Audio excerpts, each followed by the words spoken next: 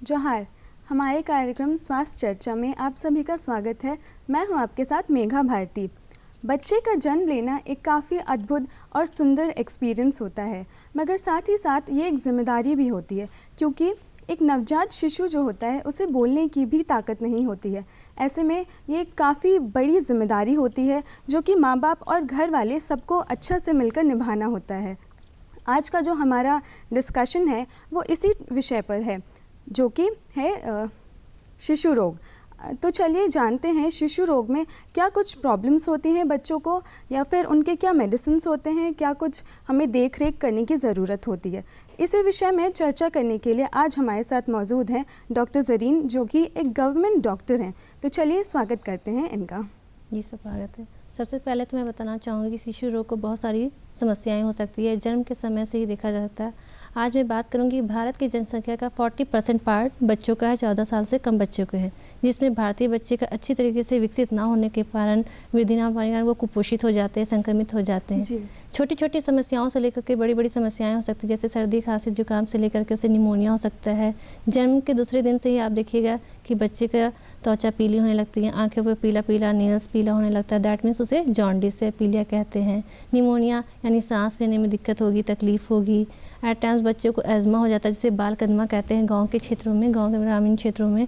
उसमें क्या होता है, जब बच्चा सांस लेता है, छोड़ता है, तो एक सीटी जैसी आवाज़ आती है। बार बार उसे ड्राई कफ होगा, सूखी खांसी होगी, जिसे कुकुर खांसी भी कहते हैं। खाते समय उसे दिक्कत होगी, चेस्ट पेन होगा, तकलीफ होगी, तो इसे एज़मा कहते हैं। इस सब के अलावा बच्चों में दस्त की शिकायत होती है, उल्टा सीधा खा ले रहा है, या दूध पीने के टाइम डकार अच्छे से नहीं हो पा रहा है तो उससे वॉमिटिंग होने की शिकायत होती है, लूज मोशंस होने लगते हैं। कभी कभी तो इतने पतले दस्त होने लगते हैं कि बच्चा दिन ब दिन कमज़ोर होता चला जाता है, सूखता चला जाता है, जिसे सूखने की बीमारी कहते हैं। बहुत सारी बीमारियां हैं और उन सब का इलाज इस सब का डिपेंड करता है माँ के। अगर माँ अच्छे से उसका केयर करेगी तो उस पर हम लोग समस्याओं को समाधान कर सकते हैं। जी मैं एक ये बात जानना चाहूँगी, कभी कभार ऐसा होता है कि बीमारी जो होती है वो बहुत बड़ी नहीं होती है, कुछ छोटी ही होती है, जिसका घर में ही अगर हम देख रेख करें तो वो संभव है कि उसका निश्चित तौर से हमें कुछ समाधान मिल जाएगा। तो ऐसे ही कुछ घरेलू नुस्खे आप हमारे दर्शकों को बताइए। जी हाँ, सबसे पहले मैं बात करूँगी पीलिया का। पीलिया में क्या होता है, स्किन जो येलो होता है, तो उसमें हम लोग एडवाइस करते, सलाह देते हैं कि धूप में थोड़ी देर रखें, एटलीस्ट 20 मिनट्स रखें। ये धूप जो होता है बच्चों के लिए बहुत ही ज़रूरी होती है। उससे रखने से हड्डियाँ भी मजबूत होती है, क्योंकि विटामिन डी सनलाइट से हम लोगों को मिलता है। अगर किसी को दस्त हो रहे हैं तो हम उसे घर में ही बना हुआ पानी, चीनी नमक पानी का घोल दे सकते हैं। 1 लीटर पानी में आप 5 ग्राम नमक और 20 ग्राम चीनी डाल करके घोल दें। अगर वॉमिटिंग हो रहा है तो नींबू पानी उससे थोड़ा थोड़ा दें। अगर ज़्यादा ही बदहजमी की शिकायत हो रही है तो 1 चम्मच अदरक का रस, नींबू, शहद मिला कर चटाएँ। अक्सर देखिएगा कि बच्चे को जब दांत निकलते हैं तो बहुत ज़्यादा तकलीफ होती है। इसमें घरेलू नुस्खा बहुत ज़्यादा फ़ायदा करता है। उसमें आप बच्चे को थोड़ा थोड़ा, जैसे 6 मंथ्स होता है, अच्छे से माँ को हाथ साफ कर करके बच्चे के मसूड़ों को दबाना है, ताकि माँ को दिक्कत ना हो। उसके स्किन को देखते रहना है, कोई स्किन में जब साफ़ सफाई का ख्याल रखे। जब बच्चे को डायपर पहनाए तो पूरी उसकी स्वच्छता, हाइजीनिक कंडीशन रखे। डायपर को 1-1 घंटे में चेंज करते रहे, वरना वहाँ रैशेस हो जाएंगे। बहुत सारी तकलीफ होती है, जिससे बच्चा रात भर रोता रहता है, सोता रहता है, माँ को समझ में नहीं आता क्या हुआ है, तो पूरा ध्यान देना होगा। जी, जैसे कि आपने कहा दस्त की परेशानी हो जाती है, तो इसके पीछे का क्या कारण होता है? दस्त जो है दोनों तरह का सकता है, ये वायरल और बैक्टीरियल। जब आप, ये क्या होता है, दूषित खाने और दूषित पानी की वजह से हो जाता है। जी। इसमें आप पानी देते रहे, बच्चों सूखने की कमजोरी आती है, डिहाइड्रेशन हो जाता है। ORS मार्केट में अवेलेबल है, ORS का घोल देते रहें। अगर छोटे बच्चे हैं तो 14 दिन तक जिंक चलता है, जिंक का टैबलेट फॉर्म या सैचेट फॉर्म में आता है, उसको आप देते रहिए। ORS का घोल दीजिए, चीनी पानी का घोल दीजिए। और जब भी बच्चा मलमूत्र करे तो माँ को अच्छे से साबुन से हैंड वॉश करना है, और हैंड वॉश करके उसे करना है। जी ऐसा होता है कि जब बच्चे बड़े हो रहे होते हैं तो उनके दांत निकलना शुरू होते हैं। ये तो एक काफ़ी अच्छा चीज़ होता है, मगर कभी कभी ऐसा भी होता है कि कुछ कॉम्प्लिकेशंस हो जाते हैं, दांत निकलने में परेशानी होती है, या जब निकल रहे होते हैं तो उन्हें काफ़ी ज़्यादा दर्द हो जाता है। तो ऐसे में क्या उपचार हैं, और क्या कुछ हमें पहले से ही अपने आप को कैसे प्रिपेयर करें कि दांतों में ऐसी कोई परेशानियाँ ना आए? देखिए, जब बच्चा अपनी उंगली को बार बार मुंह में ले जा रहा है, चिड़चिड़ा हो जाता है, रो रहा, सो रहा, तो इसका मतलब कुछ उसके दांत में दिक्कत है। बच्चे का दांत निकलना अमूमन 6 महीने से शुरू हो जाता है, ये प्रक्रिया शुरू हो जाती है। सब चीज़ बच्चे को मुंह में ले जाना करता है, उंगली हो या कुछ हो।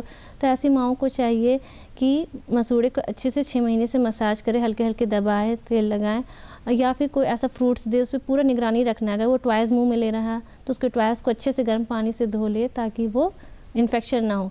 ये एक वही वक्त होता है जिसमें सारा इन्फेक्शन फैलना होता है। कोई भी चीज़ बच्चे अपने मुंह में ले जाना करते, चाहे वो टॉयज़ हो, कुछ भी हो, स्लीपर्स हो, कागज़ हो, कपड़ा, वो सब अपने अपने रब करने की ज़रूरत होती है मुंह में कि बार बार ले जाएंगे, उसे आराम होता है, आराम मिलने के लिए जाता है। लेकिन माँ को उसमें पूरा केयर करना है, साथ ही घर वालों को केयर करना है कि बच्चे ऐसी कोई भी चीज़ ना ले जाए, ताकि उसका इम्यूनिटी पावर ऑलरेडी वीक रहता है, बच्चों में डेवलप नहीं करते हैं, तो सबसे बचाना है बच्चों को। यूनानी में एक दवा है, बाबूने का फूल होता है, उसको सुखा करके 1 चम्मच अर्ली मॉर्निंग 1 कप गर्म पानी में थोड़ा सा 1 चम्मच दें, इससे दांतों में निकलने में आराम मिलता है।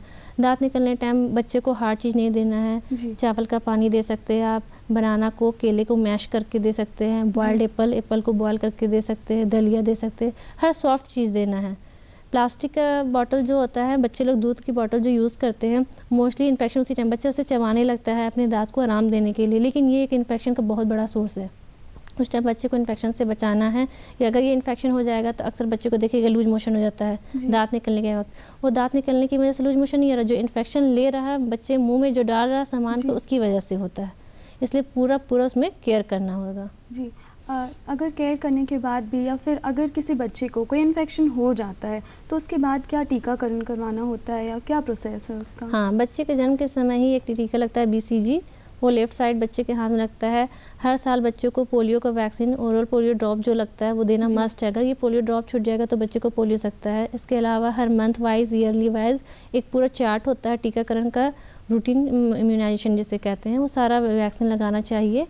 पोलियो से बचने के लिए, बहुत सारी बीमारियों से बचने के लिए वैक्सीन करना चाहिए। जैसे लूज मोशन के बारे में बताएं तो ये एक बैक्टीरिया होता है, रोटा वायरस और इकोलाई वायरस की वजह से होता है। तो ये सब की वजह से इकोलाई का वैक्सीन लगाना है, रोटा वायरस का वैक्सीन लगाना है, ताकि बच्चा का इम्यूनिटी पावर स्ट्रॉन्ग रहे, किसी बीमारी के कांटेक्ट में ना आए, किसी तरह का संक्रमण ना हो, इन्फेक्शन से बचाए। जी, और साथ ही उस समय सबसे ज़्यादा माँ का एक अहम भूमिका होता है, क्योंकि वो ही सबसे ज़्यादा संभाल रही होती है अपने बच्चे को। तो उनको किस चीज़ों का ध्यान रखना है, क्या परहेज करना है, उनका क्या कर्तव्य है इसमें? देखिए, तो मैं माँओं से एक मुखातिब होकर कहना चाहूँगी, जो माँ स्तनपान करा रही है उन्हें सबसे पहले तो अपना ख्याल रखना है। वो अगर अच्छे से खाएंगी पिएंगी, क्योंकि वो इनडायरेक्ट जो खाएंगी बच्चे के पेट में वही जाएगा। उसे आयरन, ऐसा भोजन लेना जिसमें आयरन हो, कैल्शियम हो, विटामिन्स हो, प्रोटीन्स हो, क्योंकि 6 महीने तक सिर्फ और सिर्फ माँ का ही दूध देना है, इसके अलावा कुछ नहीं। अगर आप ठोस दीजिएंगे तो बच्चे का पाचन सिस्टम अभी तो स्ट्रांग नहीं हुआ है, इसलिए सिर्फ और सिर्फ दूध देना है। माँ को केयर करना है कि अपना ही दे, अपने से अच्छे से खाए। ऐसी माँ जो स्तनपान कर, उसे चाय कॉफ़ी ज़्यादा नहीं पीना है, अल्कोहल नहीं लेना है, हर वो भोजन खाए जिसमें आयरन ज़्यादा होता है, फ्रूट्स खाए, और ताकि वो बच्चे को पिलाए, बच्चे को अच्छे से केयर करे, ध्यान दे, ठंड से बचाए और हाइजीनिक कंडीशन रखे। जब भी उसे टच करे तो अच्छे से हैंड वॉश करके रखे, ये सब केयर करना है। जी, और साथ ही अगर बच्चे की डाइट की बात की जाए तो उन्हें क्या खिलाना पिलाना चाहिए जब वो ग्रोइंग स्टेज में होते हैं, ताकि उनका बच्चे का खान पान के पीछे बहुत ज़्यादा ही रोल है, बहुत ज़्यादा ही ध्यान देना पड़ता है। 6 मंथ तक मैं जैसे बता चुकी दूध देना, 6 मंथ के बाद आप धीरे धीरे अनाज शुरू करिएगा, जैसे दाल का पानी हो गया, चावल का पानी हो गया, फिर थोड़ा सा और बढ़ा, ग्रोइंग एज हुआ तो आप फ्रूट्स दे रहे हैं। घर ही में अपना घर ही का चीज़ दीजिए, जो भी दीजिए हाइजीनिक कंडीशन में देना है, न्यूट्रिशन देना। ऑरेंज का जूस हो गया, फ्रूट जूस हो गया, वेजिटेबल सूप आप घर ही में बना के दे रहे हैं। बच्चे अक्सर क्या होता है ना, बाहर के खाने की तरफ अट्रैक्ट होते हैं। खाना 4 प्रकार के बातों पर निर्भर करता है। सबसे पहले रंग, रूप, स्वाद और माहौल। रंग देखता है, बच्चे पिज़्ज़ा बर्गर की तरफ क्यों भागते हैं? ताकि वो अट्रैक्ट लगते हैं, कलरफुल रहते हैं। आप वैसे ही स्नैक्स बनाइए घर में कि बच्चा उससे देख के अट्रैक्ट हो जाए, कलरफुल डाल करके शेप दे दीजिए अलग अलग। और एक बात का खास ख्याल रखें, जब भी बच्चे को आप खाना लाने की आदत लगाए तो सब साथ में खाएं। हर तरह की चीज़ें बच्चे से पूछ लीजिए, ये वेजिटेबल है आपकी, ये टेस्ट का, अलग अलग टेस्ट का बनाइए, अलग अलग शेप साइज़ का बनाइए, ताकि अट्रैक्ट हो जाए, बच्चे के खास पे खाने दे। जब भी दे, उसे बाहर की चीज़ों से अवॉइड करना चाहिए, क्योंकि बाहर की चीज़ जैसे खाएंगे तो उन्हें उस चीज़ का एडिक्शन हो जाएगा। बच्चे को ऐसा खाना दे जिसमें तेल कम हो, मसाला कम हो, ताकि वो इजीली डाइजेस्ट कर ले, भार भी ना पड़े, उसे आसानी से पचा सके, कच्चा ना हो, बासी ना हो, बहुत ज़्यादा स्पाइसी फूड ना हो, ईजिली कुकड किया हुआ अच्छे से दे सकते हैं आप। जी, और साथ ही अभी तो ठंड की मौसम की शुरुआत हो चुकी है, तो ठंड में ज़्यादा ऐसा हम देखते हैं कि बच्चों को तुरंत ही ज़ुकाम हो जाता है, सर्दी हो जाती है, तो इसके लिए क्या कुछ किया जा सकता है? जी हाँ, जैसे ठंड जब आता है अपने साथ बहुत सारी बीमारियाँ ले आता है, चाहे वो बच्चे बूढ़े सबको हो।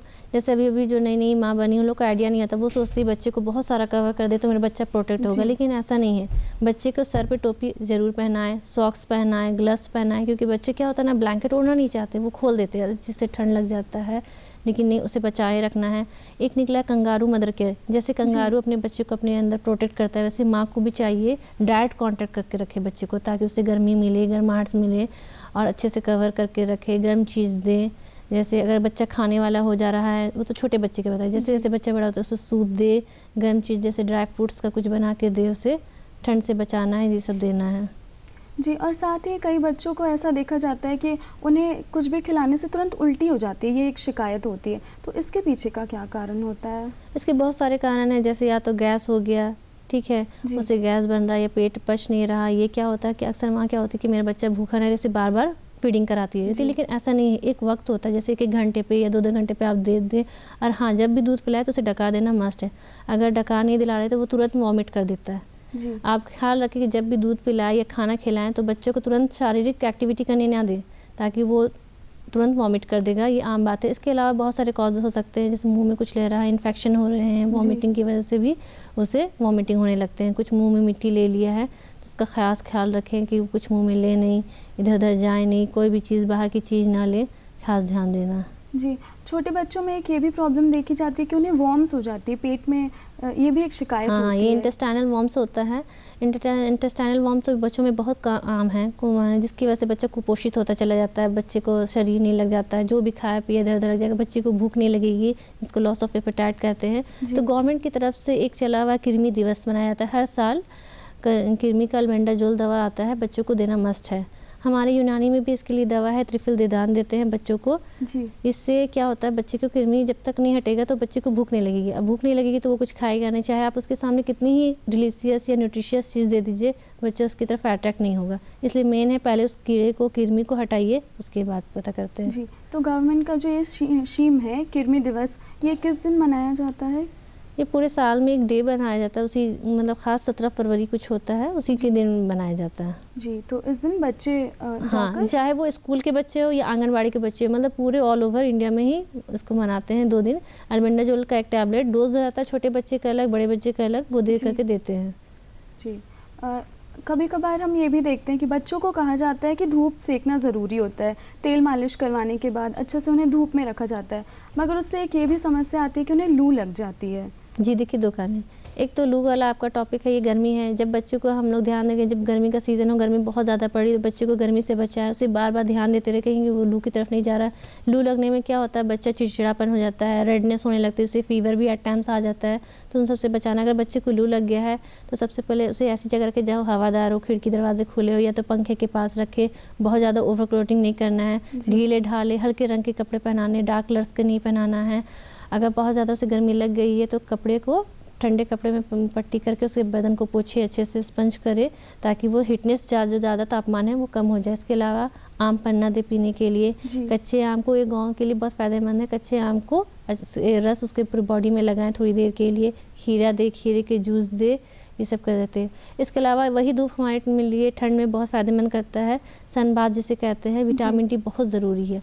बच्चों की हड्डियों के लिए विटामिन डी मस्ट है। विटामिन डी की कमी की वजह से क्या होता है, बोन वीक हो जाते हैं, सॉफ्ट हो जाते हैं, बाद में जो रिकेट्स बीमारी में टर्न हो जाते हैं। रिकेट्स में बच्चे के पैर टर्न हो जाते हैं, मुड़ जाते हैं। तो ये सब बीमारियां हैं। धूप दोनों के लिए बेस्ट है। जब लू लगे तो उसमें हटाना है, बच्चे को अवॉइड करना है, बाकी सनबाथ देना 20 मिनट्स। जी, रोज़ 20 मिनट्स का एवरीडे ज़रूरी होता है। जी, और ऐसे कुछ सामान दवाइयाँ जो कि घर में रखना चाहिए ताकि बच्चे के लिए एक हेल्दी लाइफस्टाइल जब उनके लिए बना रहे होते हो तो उनका उस समय उपयोग कर सकें। जैसे हर माँ को चाहिए कि बच्चे को अचानक से फीवर वगैरह हो जाता है तो कुछ मेडिसिन आप घर में रख सकती हैं। यूनानी की दवाइयाँ भी रख सकती है, एलोपैथी भी रहती है, जैसे पैरासीटामोल, सब कॉमन है।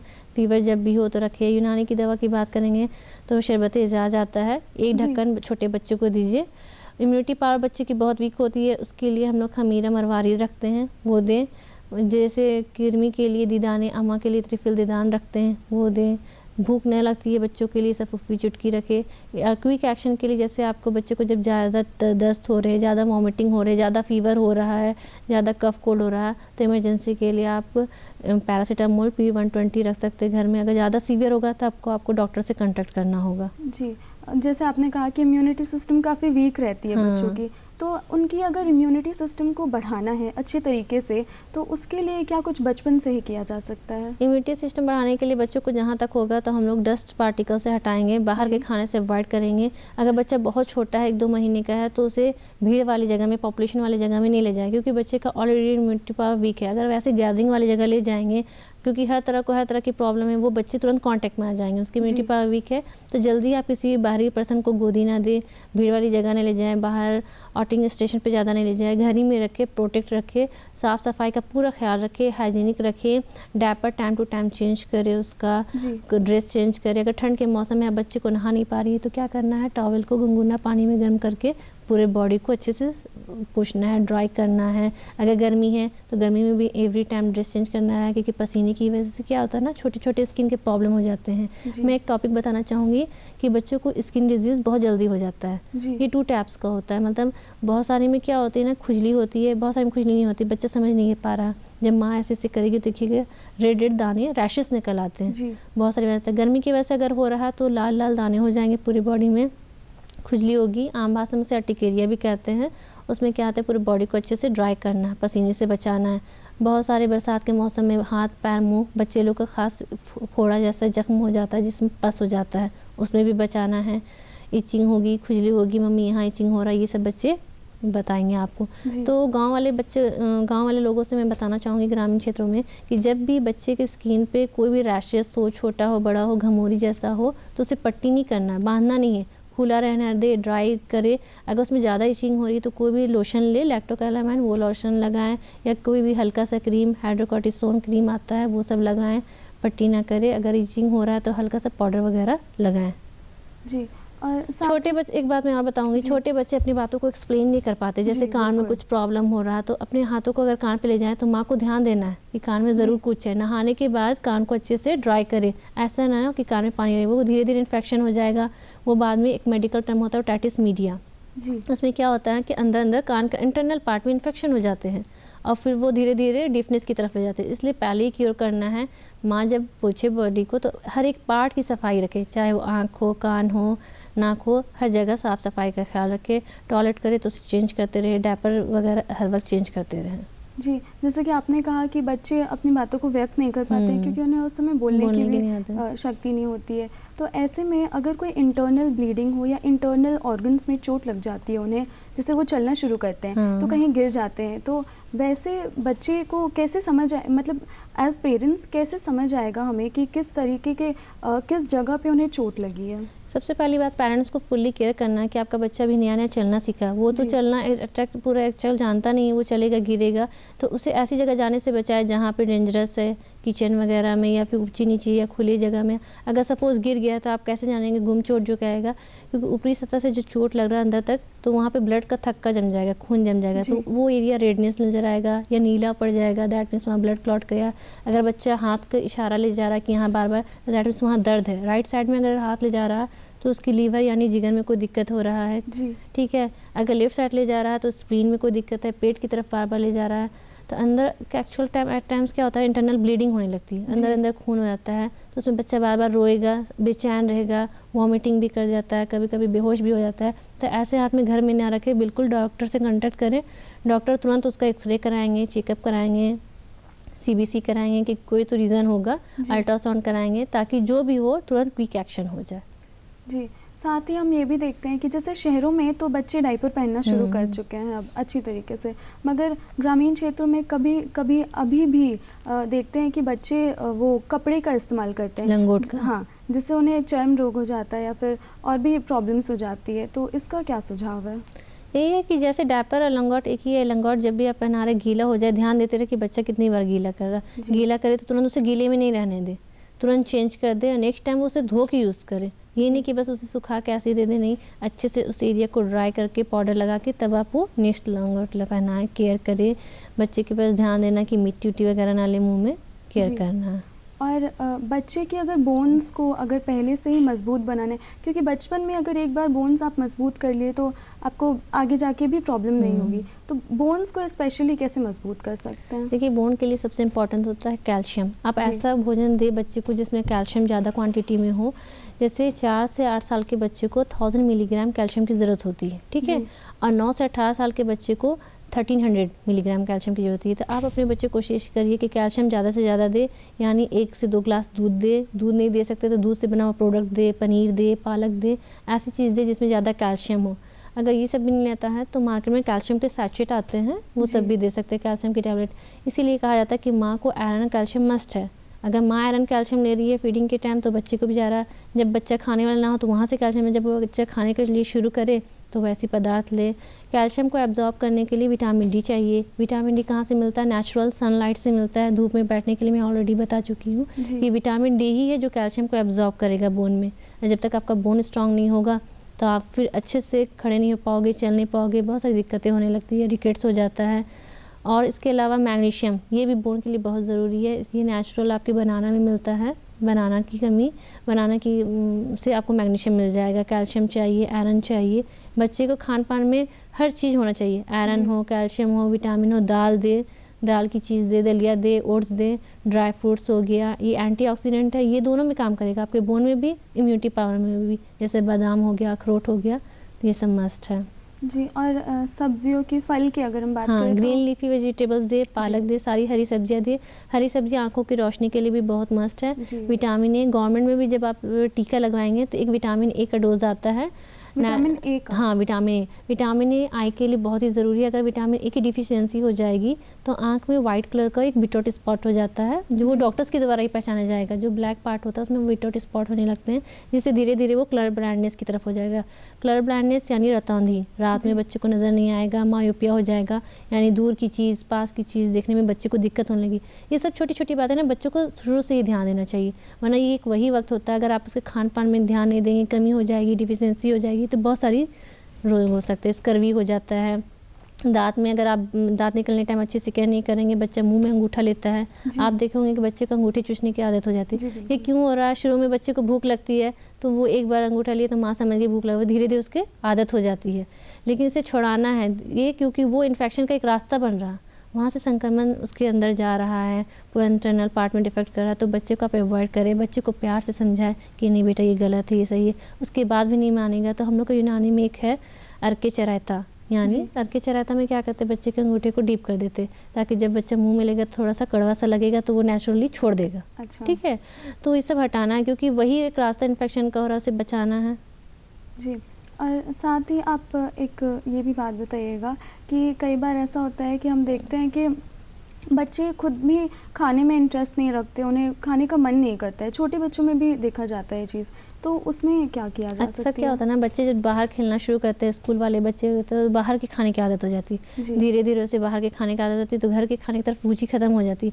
माँ कहती है कि हम इतना अच्छा खाना बनाएं, फिर भी बच्चा बीमार पड़ा, लेकिन नहीं, वो बाहर की आदत ही ना लगाएं, घर के खाने शुरू से ही देना दे, चाहे वो जूस हो, सूप हो। जैसे बच्चे को कोल्ड ड्रिंक्स की आदत हो जाती है तो आप कोल्ड ड्रिंक्स ना दे के घर में बनाना शेक बना दे, मैंगो शेक बना दे। मैं ऑलरेडी बताऊँ, different flavour, different shape, size का आप बना के खिलाएंगे तो बच्चे घर की तरफ खाने पीने करेंगे। वरना बाहर के खाना खाएंगे तो सर न्यूट्रिशन भी उसको नहीं मिलेगा, गंदा रहता है। बाहर का खाना क्या होता है ना, डायरेक्ट कांटेक्ट में रहता है डस्ट वगैरह, जिससे आपको बच्चे को बदहजमी हो जाएगी। बदहजमी में पेट में मरोड़ होगा, वॉमिटिंग होंगे, बच्चा कहेगा कि मैं मम्मी जलन हो रहा, डकार नहीं आ रहा, यहाँ एक जल रहा, चेस्ट में पेन हो रहा, अजीब अजीब सी शिकायत करेगा, कुछ भी हो सकता है। तो इसके लिए उसे बच्चे को बचाना है, और घर में माँ गैस की दवा भी रख सकती है, इसके लिए वो देगी, और बाहर के खाना को अवॉइड करने के लिए कोशिश करें। और साथ ही कुछ दवाइयाँ हैं जिससे बच्चे को भूख लगनी शुरू हो जाए? यूनानी में एक दवा है सफूफे चुटकी, और एक टॉनिक आता है एपेटाइज़र, वो ख़ास भूख के लिए, बच्चों को भूख लगेगी। एक टॉपिक मैं डिस्कस करना चाहूँगी कि कुछ बच्चे देर से बोलना शुरू करते हैं। इसमें क्या होता है ना कि बच्चे का जब ग्रोथ होता है तो कोई बच्चे कम थोड़े से विकसित हो पाते, किसी का धीरे धीरे होता है। जनरली बच्चे 1 साल में 1-2 शब्द बोलना शुरू कर देते हैं, धीरे धीरे सेंटेंस भी बोलना शुरू करते हैं। लेकिन कुछ बच्चों में बोलने की आदत नहीं होती है। क्यों? क्योंकि माँ अपने कामों में बिजी रहती है, बच्चा टीवी में बिजी है, मोबाइल में बिजी, तो वो बोलने को जानता नहीं, कैसे बोलना है, कैसे बात करना है। उन पेरेंट्स को चाहिए अपने बच्चे को टाइम दे, उससे बात करे, धीरे धीरे उस सेंटेंस को रिपीट कराएं। अगर इस सब के बावजूद भी नहीं होता है तो स्पीच लैंग्वेज थेरेपी एक ट्रीटमेंट होता है, उस थेरेपिस्ट से मिलना चाहिए ताकि वो बोलने लगे बच्चे। वो थेरेपिस्ट उसके बच्चों की समस्याओं को समझता है कि कौन सा मसल्स का मूवमेंट नहीं हो पा रहा है, रुक गया है, जी तो इस सब की वजह से बच्चा बोलने लगेगा, कोशिश कर सकते हैं। जी। और साथ ही कई बार ऐसा भी होता है कि बच्चों को बहुत सारी प्रॉब्लम्स हो रही होती है जो वो डिस्कस नहीं कर पाते हैं अपने पेरेंट्स से। लाइक आजकल तो मेंटली बहुत ज़्यादा प्रॉब्लम्स लोगों को फेस करने पड़े, इवन बच्चों को भी पढ़ाई का प्रेशर या और भी कई सारी प्रॉब्लम्स होती है, तो उसके लिए क्या कुछ किया जा सकता है? बच्चे को पूरा दबाव नहीं देना कि हाँ तुम्हें पढ़ना है, तुम्हें ये करना है, स्ट्रेस नहीं देना। पहले बच्चों की समस्या को समझना कि किस तरफ उसका ध्यान है। अगर वो गलत रास्ते में जा रहा है तो उसे बताना है, समझाना है, डांटना नहीं, चिल्लाना नहीं। अगर डांटेंगे चिल्लाएंगे तो वो ध्यान नहीं देगा, उसे प्यार से समझाना है, बताना है, उस पर ध्यान के दोस्त किस टाइप के हैं, कहाँ है माहौल, किसने, अगर मोबाइल दिख रहा है, वो सब गलत आदतों को, बुरी आदतों को हटाना होगा, मोबाइल वगैरह को नहीं होगा। एक बीमारी पाई जाती है बच्चों में, एपिलेप्सी, मिर्गी। उसमें क्या होता है कि बच्चे का मानसिक अच्छे से डेवलप नहीं कर सकता, मेंटली डेवलप, तो बच्चे अचानक से गिर जाते हैं, दौरे पड़ने लगते हैं। ऐसे में क्या होता है ना, उसका आप पहचान ऐसे करोगे कि बच्चे कोई भी चीज़ को एकदम कंटिन्यू नॉन स्टॉप दिखता रहेगा, ठीक है, उसी पे ध्यान देता रहेगा या सुनेगा नहीं। तो ऐसे बच्चे जब हो जाए, वो कंडीशन हो जाए, तो बच्चे को आराम से फर्श पे लिटा दे, उसके नीचे कोई तकिया रख दे, जो आसपास कोई नुकसानदेह वाली चीज़ है वो सब हटा दे, पानी नहीं देने की कोशिश करे। जब बच्चा होश में आए तो उसे ध्यान देना है। उसके लिए यूनानी में एक दवा है माजून अजीब, वो देना है, उससे क्योर हो सकता है। इसके अलावा डॉक्टर से कंसल्ट करें, एंटी एपिलेप्टिक, एंटी डिप्रेशन की दवा दे सकते हैं, बच्चों को बचाया जा सकता है। ये ऐसा इसलिए होता है कि जब माँ प्रेगनेंसी की हालत में रहती है तो उस टाइम जॉन्डिस हो जाए या किसी वजह से हो जाता है, या फिर डिलीवरी के टाइम बच्चे को कहीं हेड पे लेफ्ट साइड चोट लग जाए या कोई ऐसी वजह भी हो जाए जिससे मेंटली डिस्टर्ब हो जाए, है ना, तो उसकी वजह से बीमारी हो सकती है। और अगर इस बीमारी से बच्चों को बचाना रहेगा तो उसके लिए क्या किया जा सकता है? मेडिसिन चलेंगे, डॉक्टर से कंसल्ट। इसके लिए घरेलू उपाय तो वैसा कुछ है नहीं, बस बच्चे पर ध्यान रखना है, ऐसी जगह नहीं जाने देना जहाँ पानी हो, फायर हो या नुकसान देने वाली चीज़, उस पर बच्चे को वॉच करता रहना पड़ेगा टाइम टू टाइम, क्योंकि ये सडनली होता है, अचानक से फिट्स पड़ते हैं। और क्योर किया जाए तो टाइमली क्योर हो जाता है। एंटी कन्वर्जेंट, एंटी एपिलेप्सी दवा इसकी आती है, ये डॉक्टर से कंसल्ट करके ही देना होगा जी। इसके लिए कोई ऐसा खास घरेलू उपाय नहीं है, बस ये कि उसे बच्चे को वॉच करते रहे, कहाँ जा रहा है, क्या कर रहा है, हर चीज़ पे ध्यान देनी होगी जी, उस पर सख्त नज़र, हाँ, पूरी सख्त सावधानियाँ बरतनी होगी, तब वो धीरे धीरे क्योर हो जाएगा। जी। डॉक्टर ज़रीन, आप हमारे साथ जुड़ी, हमें बहुत अच्छा लगा, आपने हर पहलू को बहुत अच्छे से समझाया। ओवरऑल सारे ही डिस्कशंस हो गए, सारे ही टॉपिक्स को हमने कवर किया, इसके लिए मैं आपका धन्यवाद देना चाहूँगी और धन्यवाद हमारे साथ जुड़ने के लिए। इसी के साथ दीजिए हमें भी इजाज़त। धन्यवाद जी, थैंक यू।